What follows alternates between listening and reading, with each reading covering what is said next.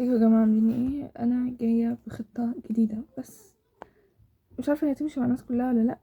وانا اصلا مش عاملاها ليا، كانت عاملاها صاحبتي، بس هي صاحبتي جت تنزل فنزلت خطة واحدة بس، واللي هي بتاعة الرياضة. اللي هي الرياضة يا جماعة احنا ممكن، يعني انتوا شبه ما انا قايلة، لو انتوا بتذاكروا 4 دروس في اليوم انتوا ممكن تخلصوا الرياضة في 5 ايام. هتقولي طب الخطة دي ليه، يعني ليه عاملاها ومع انك عاملة خطة تانية؟ لان في ناس يا جماعة مش مراكمة غير مواد بسيطة، يعني مش مراكمة غير المواد البسيطة وهي مش عايزة تراجع اصلا. في ناس تمام. فانتي يعني شبه ما شايفين الوحدة التالتة اللي هي تشابه 4 دروس ممكن تبدأي بيها، تمام.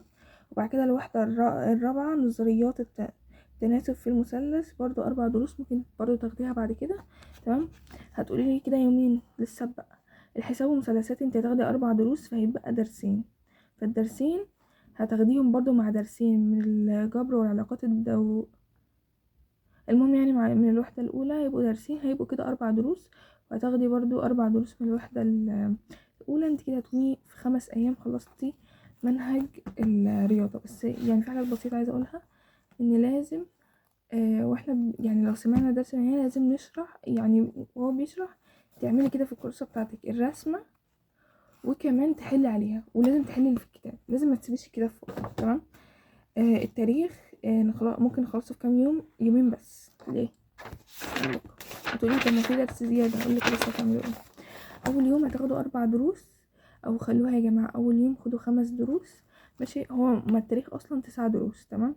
فانتوا لو خدتوا اول يوم 5 دروس او 4 دروس هيبقى لكم 5 دروس. حاولوا تخلصوهم بس على يومين، وتكونوا خلصتوا التاريخ في يومين بس، تمام. ال اسمه ده الفلسفة والمنطق هما كلهم 9 دروس من الآخر، تمام. دول هيبقوا المهم يعني الفصل الأول 4 دروس، والفصل التاني 5 دروس. فانتوا هتاخدوا الفصل الأول اللي هما ال4 دروس وخلاص، تمام. الفصل التاني برضه في الفلسفة هتاخدوا برضه ال5 دروس، في كده هيتاخدوا دول في يومين، تمام. في بقى اللي هو ده الفلسفة. المنطق أول وحدة، الفصل الأول قصدي من المنطق هما 7 دروس، والفصل التاني ده يعني درسين. فانتوا هتاخدوا بسم الله ما شاء الله، هتاخدوا في أول يوم هتاخدوا 5 دروس أو 4 دروس، وهتقسموا بقى من الفصل الأول هتحطوه بقى على الفصل التاني وتذاكروه. مش فاهمين أصلا بس أنا فاهمكم.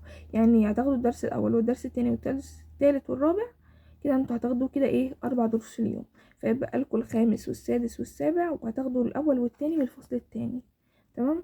يعني هتكونوا زودتوا برضو 5، يعني هنا اول يوم هيبقى 4 دروس، تاني يوم هيبقى 5 دروس، او ممكن يبقى اول يوم 5 دروس وتاني يوم 4 دروس براحتكم، تمام.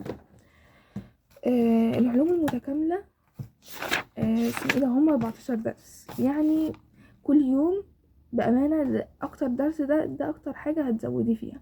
يعني كل يوم الوحدة الاولى هما اصلا 10 دروس، فانتي عشان تخلصيهم في 3 ايام هتاخدي من كل، يعني انت هتاخدي الدرس الاول والتاني والتالت والرابع والخامس، كده انت خلصتي اول 5 دروس في اليوم، ولازم تحلي عليهم.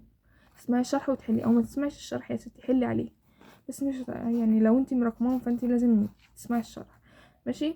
والدرس بقى بعد كده بقى الوحدة يعني اليوم التاني هتاخدي الدرس التالت والسادس والسابع والثامن والعاشر، كده 5 دروس برضو. فهتيجي بقى الوحدة التانية، ميس سارة لسه ما نزلتش بأمانة، بس انا هقول لكم هتاخدوا الدرس الاول والتاني، ولازم بقى لو انتوا جايين تراجعوها ولسه ميس سارة ما نزلتوش، فانت هتستنوا لغايه ما ميس سارة تنزل التالت والرابع، وتبداوا وتكونوا خلصتوا الوحدة التانية كلها. بس اهم حاجه يا جماعه الحل يا جماعه هو اللي هيثبت المعلومه. اسمه ايه يا ربي، اسمه ايه اللغه العربيه، اتوقع ان هم 19 درس، تمام. انا مش عارفه هو كام درس بامانه، بس يعني انتوا ممكن تخلصوها شبه الرياضه في 5 ايام، كل يوم تاخدوا 4 دروس. معرفش هو ده بجد هيبقى مرهق ولا لا، بس انا عارفه. وغير كده ان احنا خلاص يعني خلاص الامتحانات قربت، فانتي لو مرهقتيش دلوقتي هترهقي امتى؟ مش فاهمه برضه. برضو انا مزودتش اسمه ده الانجليزي ولا الالماني ولا اسمه ايه يا ربي، ولا اسمه الدين. التلات موضوع انا مقربتش منهم. ليه؟